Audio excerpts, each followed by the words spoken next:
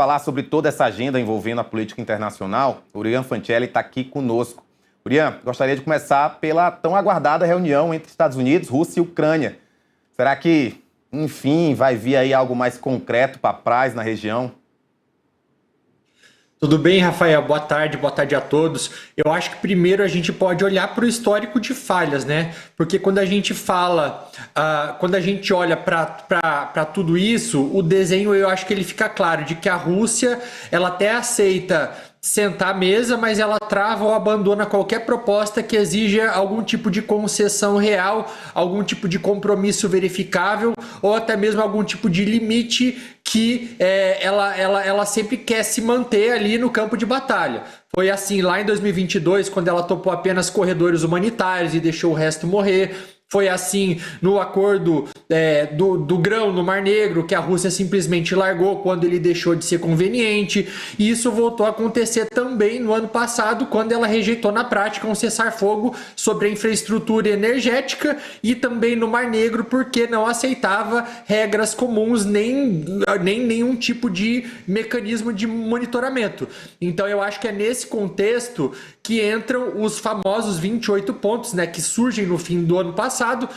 Aquilo que nasceu basicamente não como proposta equilibrada, mas sim como uma cópia de tudo aquilo que a Rússia queria e que foi embalado pelos norte-americanos como se fosse um plano de paz. Aí surge a história também daquelas gravações, né, com assessores norte-americanos orientando russos como apresentar o texto politicamente para o Donald Trump, o que mostra que existe uma inclinação ali norte-americana muito mais para o lado da Rússia do que para o lado da Ucrânia.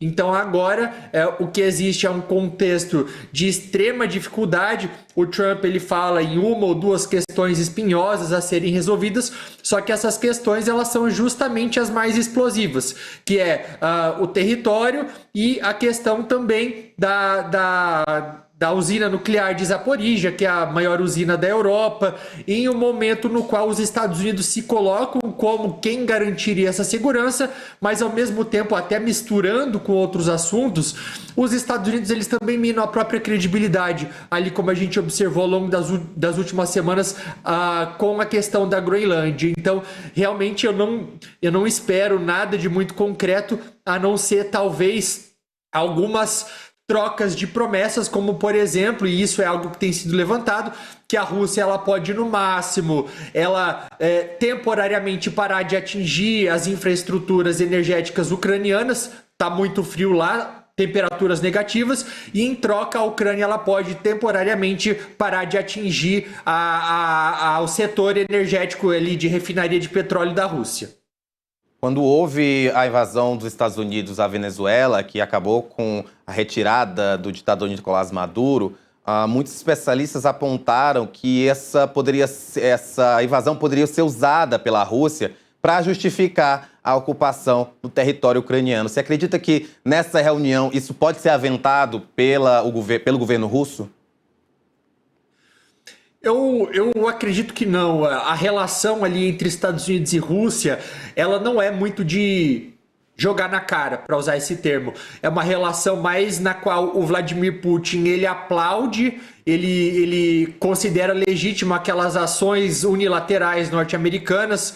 No caso da Venezuela, obviamente que houve uma condenação por se tratar de um aliado, então o Putin ele precisava sinalizar de alguma forma para o madurismo que ele não concordava com as ações dos norte-americanos. Por outro lado, quando a gente olha, por exemplo, da Groenlândia, o que a gente observou é o contrário. É basicamente o Putin ele incentivando que isso acontecesse para ir nesse contexto normalizar a ideia de uma ação unilateral sem aprovação do Conselho de Segurança da ONU, normalizar uma agressão, porque é isso que a Rússia faz nesse momento na Ucrânia.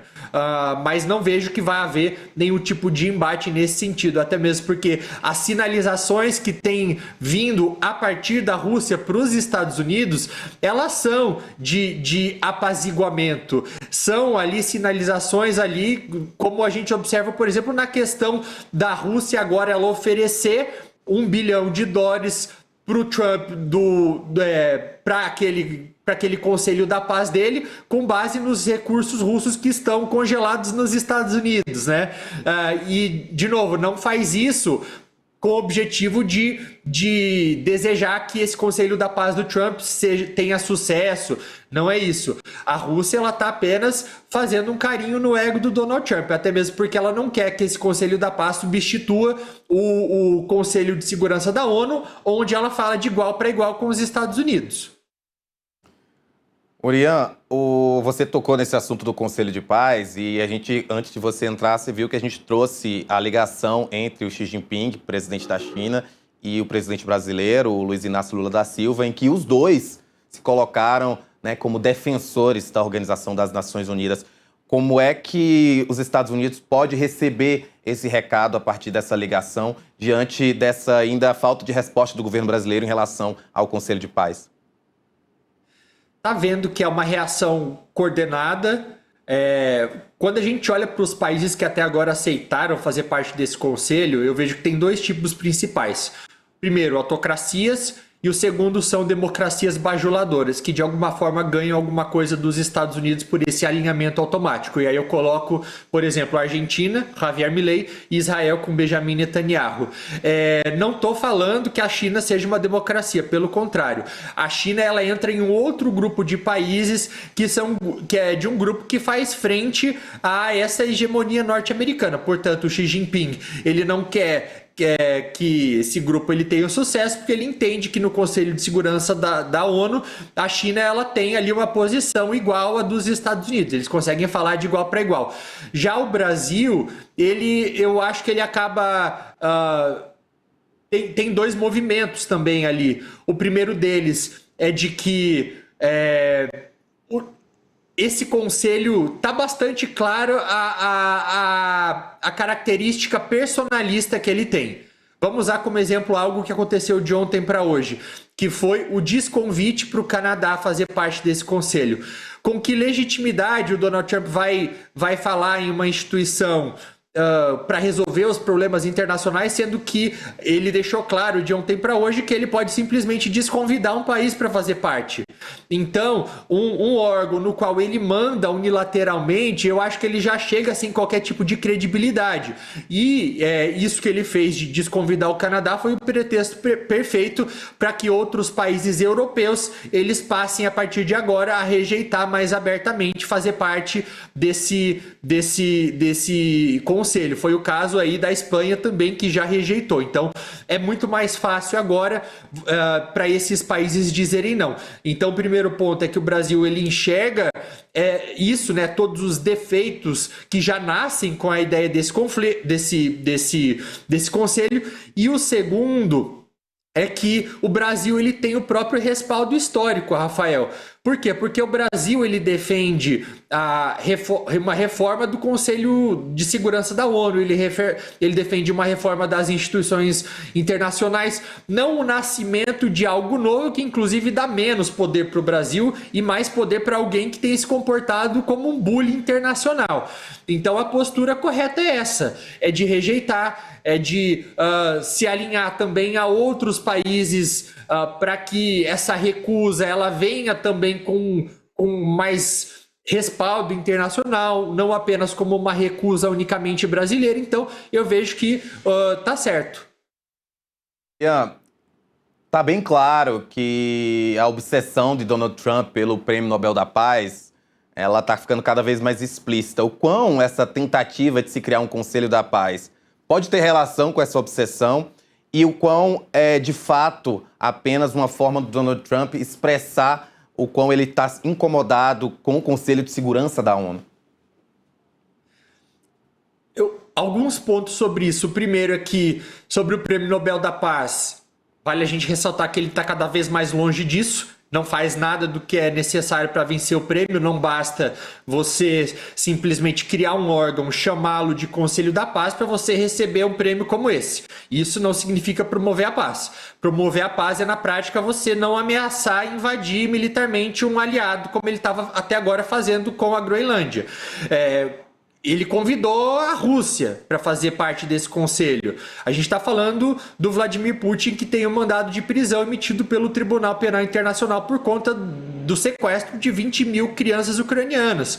A gente está falando do Alexander Lukashenko, ditador de Belarus, que foi convidado para fazer parte também. Então, de paz, esse conselho ele não tem nada. Outro ponto também é que esse conselho, o Trump ele pode até falar que ele vem ali ele não vem para substituir a ONU, ele fala que é um complemento, mas a verdade é que o Trump ele sempre foi contra todas essas instituições internacionais, instituições multilaterais, onde os Estados Unidos eles podem ter que mais ou menos ter o mesmo poder do que outros lugares, o Donald Trump, do que outros países. Ele não quer dividir o poder com outros países, ele quer ser mais poderoso que todo mundo. O Trump repudia o multilateralismo, ele gosta de ser mais poderoso do que todo mundo, e é por isso que ele cria um órgão internacional no qual não a presidência dos Estados Unidos, mas ele, pessoa física, ele vai ditar todas as regras. E eu acho que esse que é o grande defeito, talvez são muitos defeitos, né? Questão de transparência, de financiamento, mas o maior de todos os defeitos desse Conselho da Paz é a figura da pessoa física do Donald Trump, CPF do Donald Trump, mandando em tudo. Se muda amanhã a presidência dos Estados Unidos e vem outro presidente, um presidente democrata, a presidência do Conselho da Paz, ela continua vinculada ao Trump, não ao presidente dos Estados Unidos. Então, é um conselho que chega completamente sem qualquer tipo de legitimidade. A gente está falando muito desse Conselho da Paz, a gente tem visto o Donald Trump incessantemente se colocando como essa pessoa que, segundo ele, acabou com 8 guerras e acaba esbarrando de novo nessa obsessão que ele está pelo Prêmio Nobel da Paz. E essa semana aconteceu o primeiro ano, né? Marcou o primeiro ano de governo Trump, o segundo ano de governo Trump. E eu lembro que no dia 20 eu estava conversando aqui com o Felipe que está sempre acompanhando a gente aqui no Contexto, e o Felipe Monteiro, e uma pergunta que eu fiz para ele era de que ele está o Trump está nesse caminho de tentativa de se colocar como grande homem da paz do planeta, e ao mesmo tempo a gente vê que cada vez mais dentro do próprio país as políticas migratórias do governo Trump estão fazendo o país, batalhar entre si. Quase posso estar exagerando, claro, mas quase uma sensação de guerra civil. O quão você acha que está faltando para o Trump também olhar esse lado no país dele? Ou ele realmente está nessa crença de que dentro do país dele está tudo organizado? Tem uma questão, eu acho que de militarização das cidades norte-americanas. Tem a questão de concentração de poder, de aumento da repressão, mas a militarização é algo com o qual ele já tem flertado há bastante tempo. Ele, inclusive, passou, desde que assume, a fazer discursos políticos em ambientes historicamente apolíticos para militares, chegando em determinado momento a convocar cerca de 800 generais ou militares de alta patente norte-americanos que estavam ao redor do mundo para que fossem para os Estados Unidos para fazer um anúncio. Chega lá, o anúncio é basicamente de que quem não estivesse feliz com a maneira como a política estava sendo feita, como as diretrizes estavam sendo escritas a partir de então, que essas pessoas simplesmente tinham que pedir para sair. Então, eu acho que ele tenta normalizar a ideia de militares nas ruas, como a gente já observou também no contexto de Washington, de outras cidades também, e também dessa repressão, porque ela dá uma ideia de ordem, por mais que não haja de fato ordem, mas dá uma sensação de que o governo está tentando controlar tudo. Outra coisa que é importante falar, a questão das 8 guerras em 12 meses é um dado que não é verdade, tá? Até mesmo porque quando a gente olha individualmente para o que ele fez em relação a todos esses conflitos, não foi uma solução, não foi um acordo de paz. No caso do Egito e da Etiópia, e ele se limitou a dizer que evitou uma guerra pela barragem do Nilo sem negociações reais e sem o risco imediato de uma guerra aberta. Em relação à Sérvia e o Kosovo, o que aconteceu lembra muito um acordo de 2020 nos Estados Unidos, mas não avançou nada. Israel e Irã, pode a qualquer momento haver uma nova guerra. Inclusive, depois que ele baixa o tom em relação à Groenlândia, ele volta a subir o tom em relação ao Irã. Então a gente pode esperar nos próximos dias que talvez algo aconteça novamente no Irã. Na questão da Tailândia e Camboja, ele ligou para os dois líderes, ele ofereceu cortar tarifas, o que levou uma pausa nos confrontos, mas também depois já voltou a haver conflitos novamente, trocas de ataques entre os dois lados. Então tem sempre ali acordos que são acordos bastante frágeis, costurados de qualquer maneira, simplesmente para ele falar que resolveu. Não são acordos duradouros, feitos de fato com respaldo político, diplomático, firme. Não, é tudo muito delicado.